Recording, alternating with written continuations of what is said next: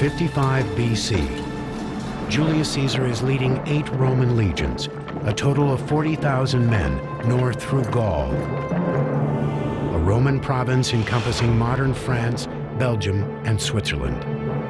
He wants to go to Germania, to Germany, and cross the Rhine because no Roman commander has yet done so. He wants to be as great a conqueror as Alexander the Great. The Rhine River lies on the edge of what is known. For centuries, it has been a buffer protecting Germanic tribes from Roman expansion. No previous army could cross it with the might needed for conquest. But Caesar is unlike any previous warrior. Crossing the Rhine was a completely new engineering feat as far as its scope.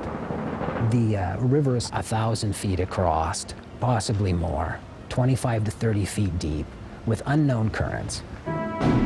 The bridge would need to be 4 football fields long and sustain the weight of 40,000 soldiers.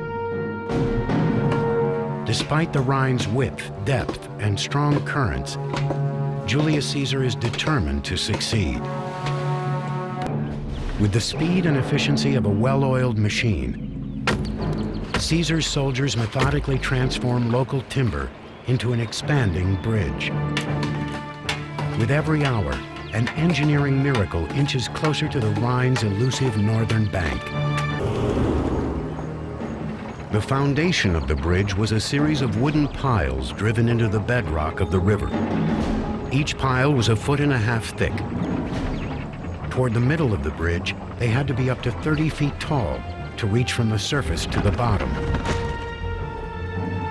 By driving the piles in diagonally, Caesar's engineers added extra stability to the bridge. A lot more strength against the force of the river and flooding of the river and so on, but it's much more difficult to drive them into the riverbed than it is to drive a vertical pile. On the upstream side, the piles leaned in the direction of the current. 40 feet downstream, the corresponding piles leaned against the current. Each set of piles was joined by a long connecting beam 2 feet thick. Lengths of timber were then laid across the beams, and the surface was finished with tightly wrapped bundles of sticks.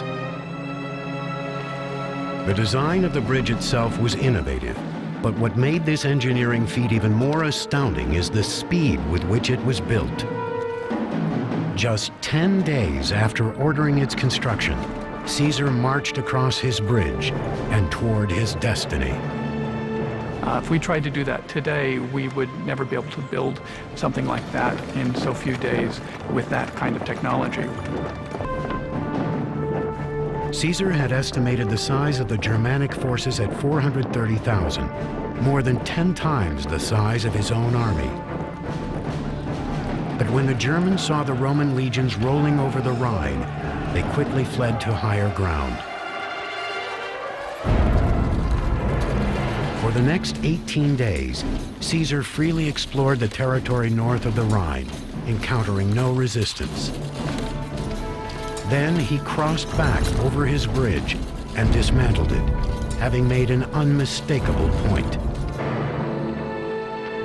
Caesar's bridge was an early indication of his single-minded ambition. A decade later, that ambition would propel him to unprecedented power.